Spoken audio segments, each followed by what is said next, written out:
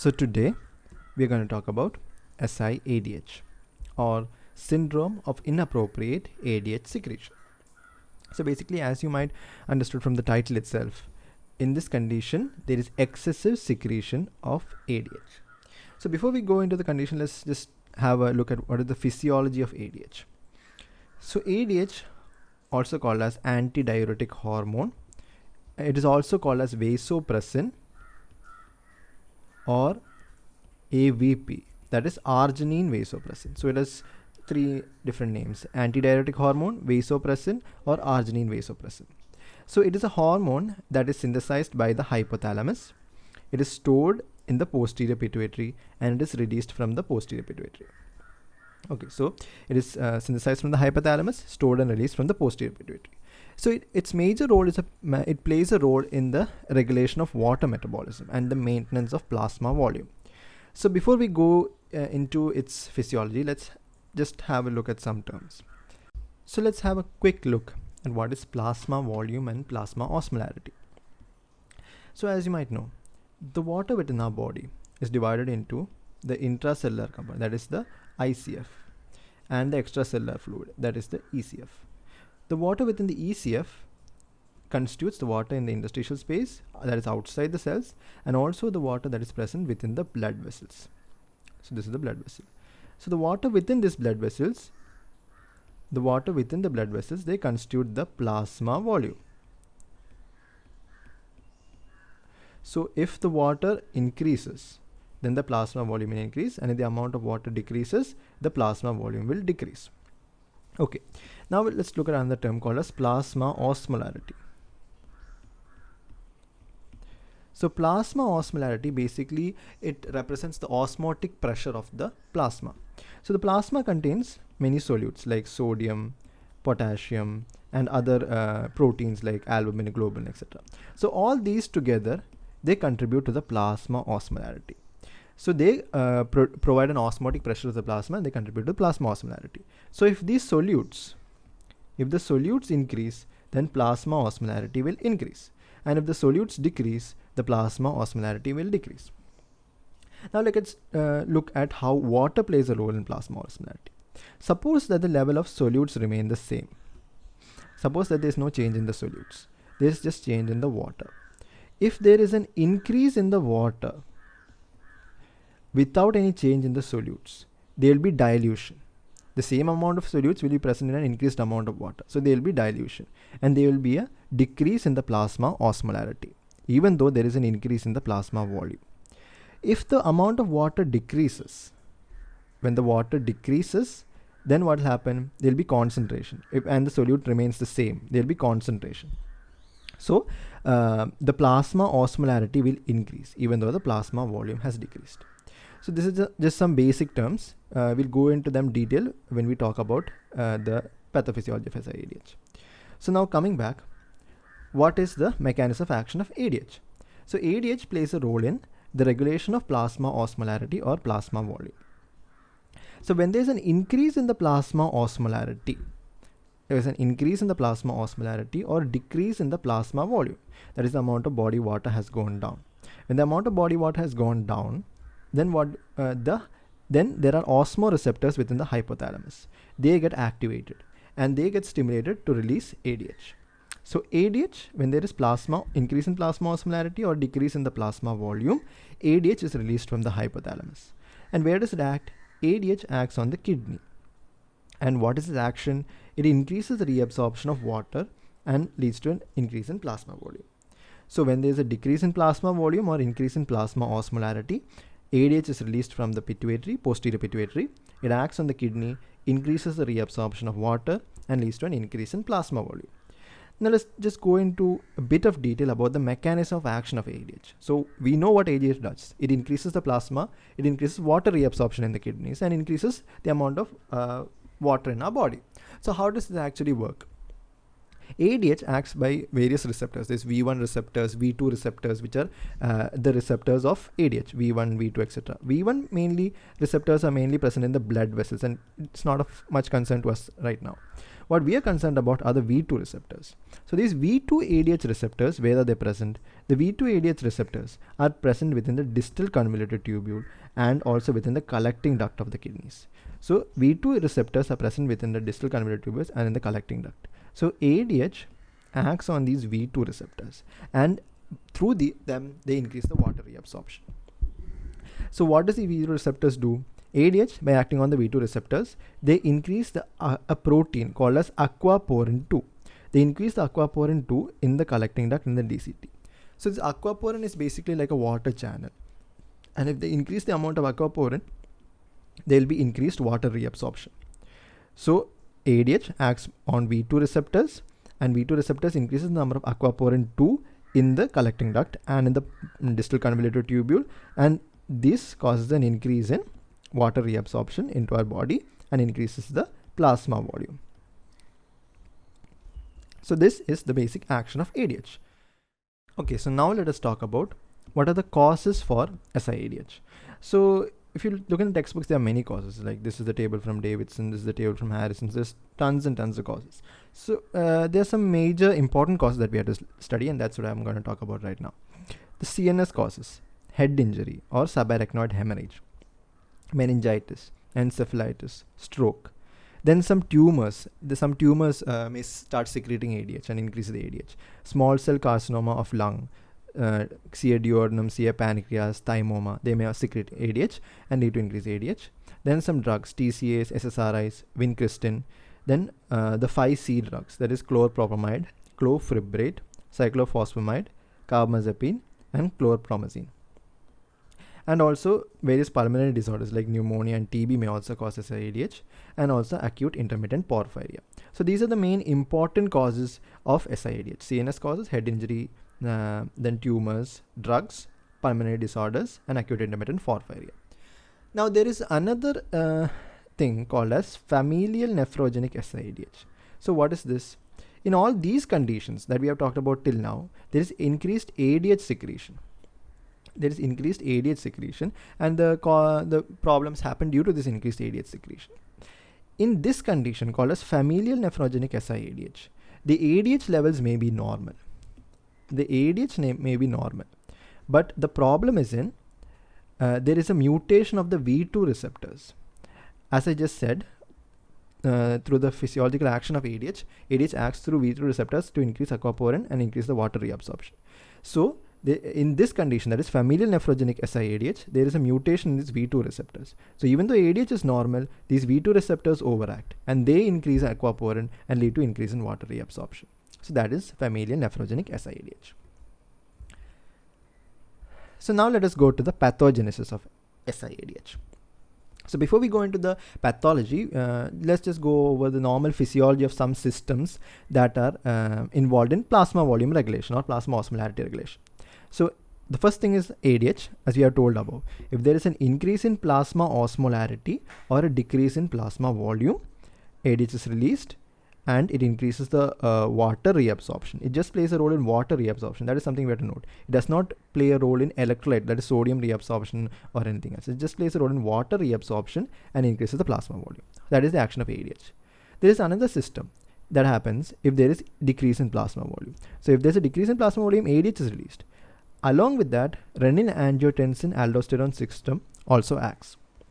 So if there is decrease in plasma volume, the juxtaglomerular cells of the kidneys, they are stimulated to release a hormone called as renin. Now what does renin do? Renin, it converts angiotensinogen to angiotensin 1, which is then converted to angiotensin 2 by angiotensin converting enzyme or ACE. And angiotensin 2 has two actions. It acts on the adrenal cortex, increases aldosterone secretion, and aldosterone increases sodium and water reabsorption from the distal tubule. So this mechanism acts when there's a decrease in plasma volume. So we have to somehow increase the plasma volume. So aldosterone increases sodium and water reabsorption from distal convoluted tubule and leads to an increase in the plasma volume. Also, angiotensin 2 directly acts on the proximal tubule. They directly act on the proximal tubule and increases sodium and water reabsorption, and that also leads to an increase in ECF volume. It also leads to an increase in sodium also, because see here, so both sodium and water are reabsorbed, whereas in ADH only water is reabsorbed. Now these two, ADH and renin-angiotensin-aldosterone system acts when there is a decrease in plasma volume. So if the plasma volume decreases or the plasma osmolarity increases, in order to bring them back to normal, that is in order to increase the water reabsorption, these two systems act and they bring the plasma volume or plasma osmolarity back to normal. And they occur when there's a decrease in plasma volume.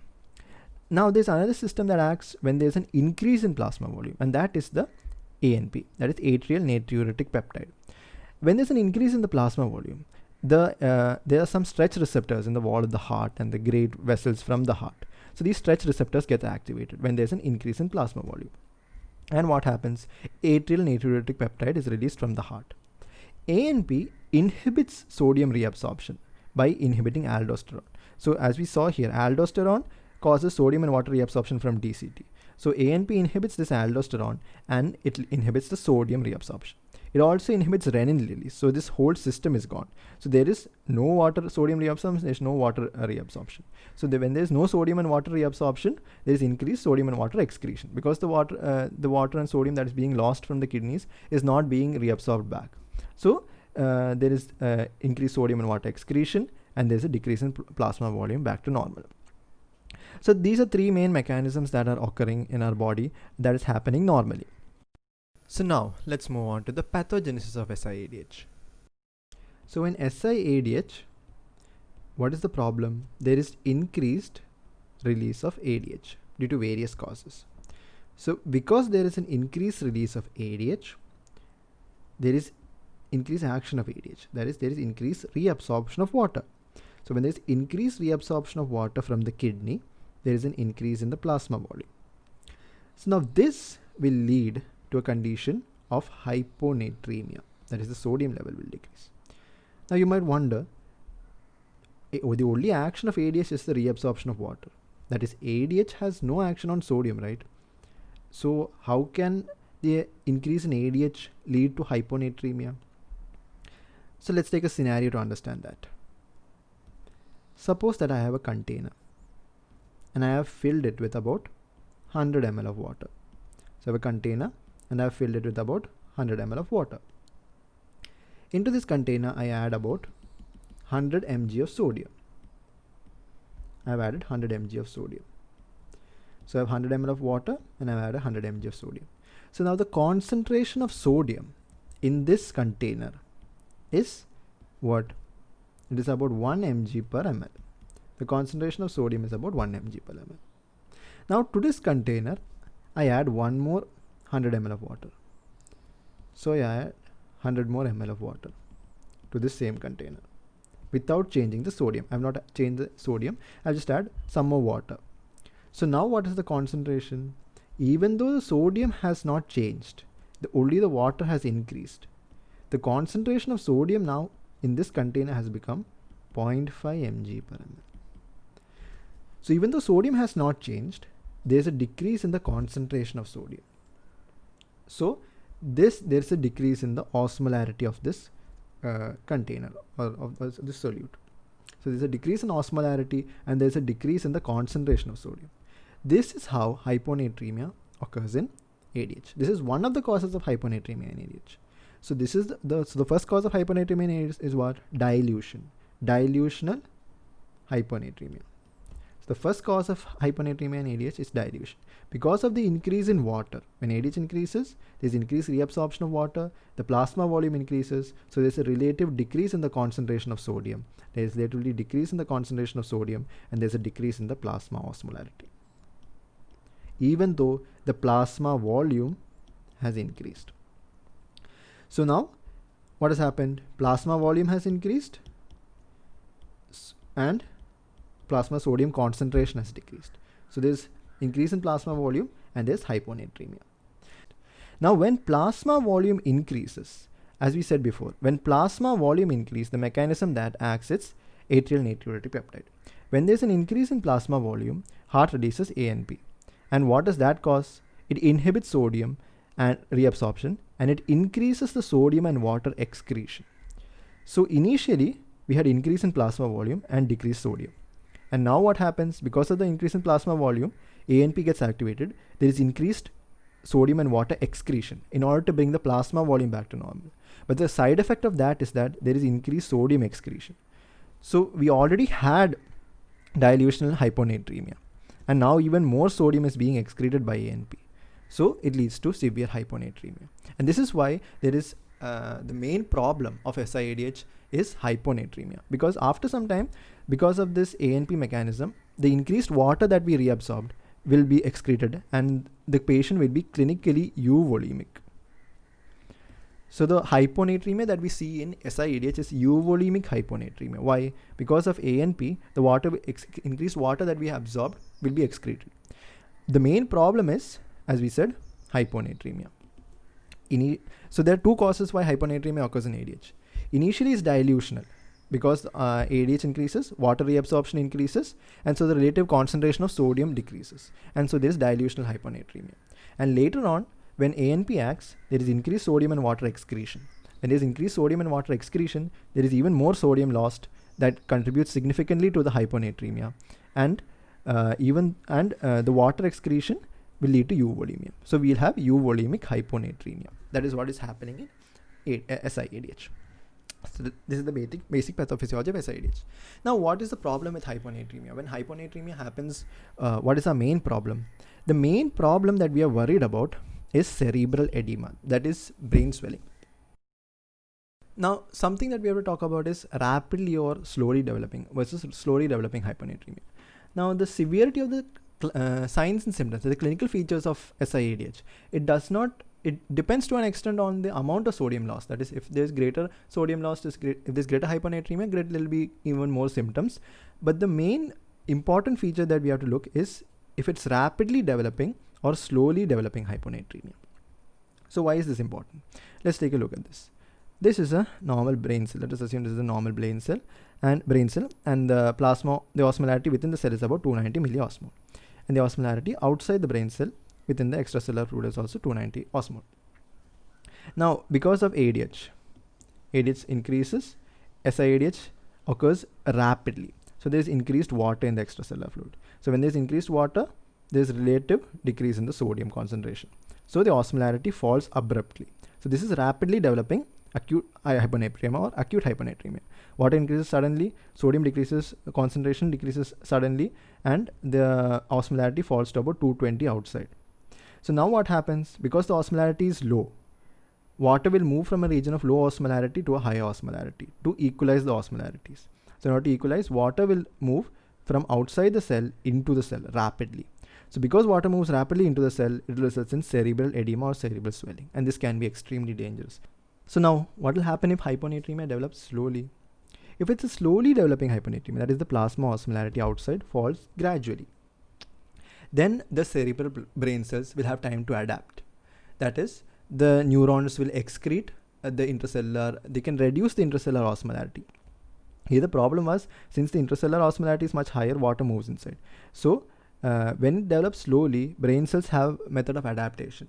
They reduce the intracellular osmolarity by excreting potassium and other solutes. They excrete potassium and other solutes from their cell to the outside, and they reduce the plasma osmolarity within the cell itself.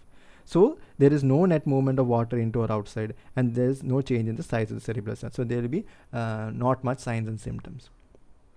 So this process takes about 24 to 48 hours. So hyponatremia can be classified as acute hyponatremia. That is, if it is less than 48 hours, it develops in less than 48 hours. And chronic hyponatremia if it develops greater than 48 hours. So this is very important because the signs and symptoms will be different, and the management also is different in both these cases. So now moving on to the clinical features. Now, the clinical features occur due to the hyponatremia. So the hyponatremia is a main problem. So as I said before, the likelihood of symptoms depend on the rate at which the hyponatremia develops. That if it develops very rapidly, then we'll have significant symptoms because of the brain swelling and edema. If it develops slowly, it'll probably be asymptomatic. So again, moving to clinical features, if it develops slowly, it is often asymptomatic. And if hyponatremia develops fast, then we'll have cerebral symptoms because due to the brain swelling and ischemia. There may be fatigue, seizures, anorexia, nausea, vomiting, delirium, coma. So fatigue, seizures, anorexia, nausea, vomiting, delirium, and coma. So these are the features that may occur if hyponatremia develops fast. And if it develops slowly, it is often asymptomatic. So again, we can classify hyponatremia into acute and chronic based on if it develops less than 48 hours, or if it develops more than 48 hours. So we can classify them into acute and chronic. We can also classify hyponatremia into mild, moderate, and severe based on the biochemical findings and degree of symptoms. So that is what we see here. If it is 130 to 135 millimole per liter serum sodium, then the symptoms are usually none and it is mild. 125 to 129, it is moderate and have the following symptoms, and severe, less than 124, and we may have vomiting, seizures, coma, and finally we may even have cardiorespiratory arrest, and death may occur if it is really severe. Alright, so that are the clinical features. Now, how do we diagnose hyponatremia? How do we diagnose SIADH? So hyponatremia we can diagnose by measuring the serum sodium. The sodium will be low. So the investigation that we usually do are just urine electrolytes, serum and urine electrolytes, and osmolarity. So serum and urine sodium, serum and urine osmolarity, and also we also do serum urea, creatinine, uric acid, etc. So basically for diagnosis of SIADH, we have criteria, and this is the criteria for diagnosis of SIADH. So all this should be satisfied in order to diagnose a condition of SIADH. So first thing that should be satisfied is there should be low plasma sodium concentration. Obviously, the sodium level should be low. Then low plasma osmolarity. As I said, because sodium is because of increased water, and also because of increased sodium excretion due to ANP, there will be hyponatremia, and because of the hyponatremia, there will be low plasma osmolarity. So low sodium level, low plasma osmolarity. Then urine osmolarity not minimum. That means urine osmolarity should be raised. Urine osmolarity and urine serum concentration is increased. Now why does that occur? Because as I said, during the pathogenesis, because of ANP, there is increased sodium and water excretion in the urine. So there is increased sodium excretion in the urine. So because of the increased sodium excretion, the urine osmolarity will be raised, and urine sodium concentration will also be raised. So this is why there is an increase in urine osmolarity and urine sodium concentration. So what are the criteria till now? There should be a low plasma sodium concentration, low plasma osmolarity, urine osmolarity should be raised, urine sodium should be raised. Then plasma urea, creatinine, and uric acid should be low or normal. So there should not be an increase in them. So urea, creatinine, and uric acid should be either low or normal. Then clinically euvolemic. This is something that's very important because in SIADH, we might think, the action of ADH is the reabsorption of water. So there will be more body water, and so there might be edema. But we do not see edema in SIADH. Why? Because the patient is clinically euvolemic. As I said, when the plasma volume increases, ANP gets activated, there is increased sodium and water excretion, and the patient becomes clinically euvolemic. The main symptoms and signs are just due to the hyponatremia.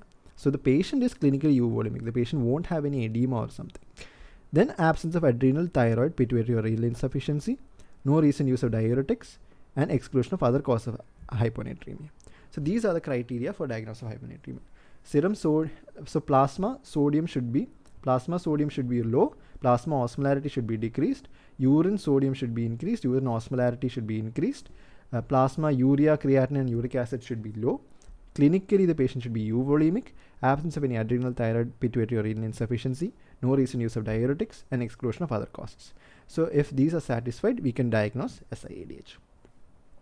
So that is the criteria for diagnosis of SIADH. Now we might think, here the main problem is that ADH is increased, right? So why don't we just measure ADH levels? So ADH levels might be elevated in SIADH, but we have to differentiate SIADH from other causes of hyponatremia, and these criteria help us in differentiating that. ADH may be increased in other causes of hyponatremia, not just in SIADH also. So that is why we don't generally measure ADH levels. These are the criteria that we do to diagnose SIADH.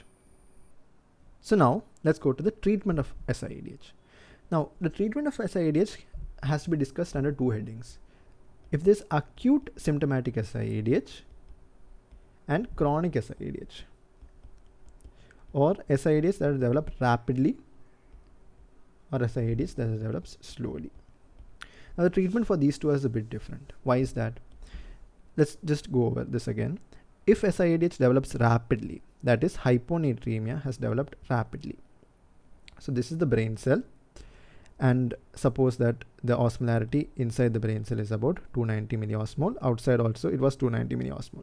But now because of the SIADH developed, the sodium concentration has gone down and osmolarity has gone down to about 220 milliosmol.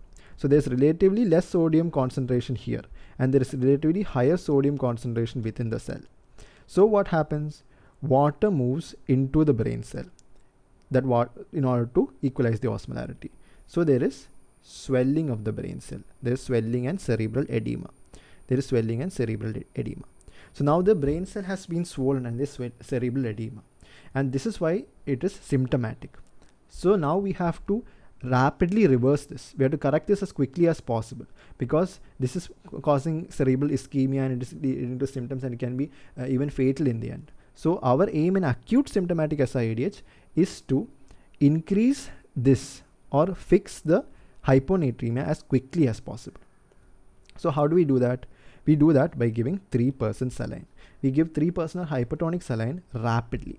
So by infusing 3% or hypertonic saline rapidly, what do? We increase the osmolarity outside the cell to about, we increase the osmolarity outside the cell by increasing the sodium. We increase the sodium outside the cell. So by giving 3% saline, we increasing the sodium concentration outside the cell. So now what happens? There is relatively more concentration outside the brain cell than inside the cell. So the water which is inside the brain cell starts moving out, and the cerebral edema gets relieved, and the brain cell goes back to its normal shape. So this is, and the symptoms will subside. So this is the treatment for acute symptomatic SIADH. We need to relieve this cerebral swelling as quickly as possible.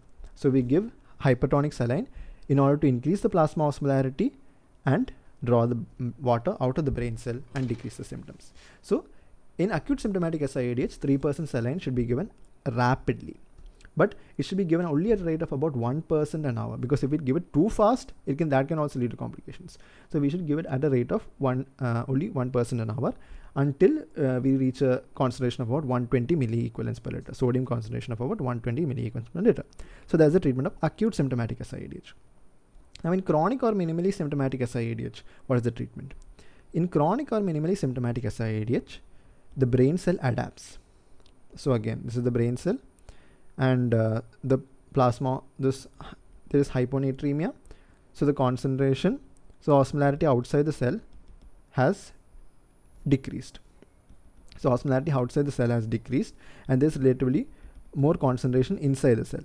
But since it's developing very slowly, the brain cell adapts by excreting solutes. It excretes potassium, it excretes other solutes from within the cell, and it reduces the intracellular solutes.